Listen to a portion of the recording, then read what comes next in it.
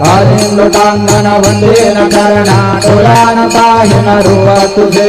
प्रेमे आलिंगेन आनंदे पूजेन भावे वाळीन म्हणे नाम त्वमेव माता च पिता त्वमेव त्वमेव बन्धुश्च सखा त्वमेव त्वमेव विद्या द्रविणं त्वमेव त्वमेव सर्वं मम देवदेव कायेन वाचा मनसेन्द्रियर्वा बुद्ध्यात्मना वा प्रकृति स्वभावं करोमि यद्यत् सकलं परस्मै नारायणाय समर्पयामि अच्युतं केशवं रामनारायणं कृष्णदामोदरं वासुदेवं हरिं श्रीधरं माधवं गोपिकावल्लभं जानकीनायकं रामचन्द्रं भजे हरे राम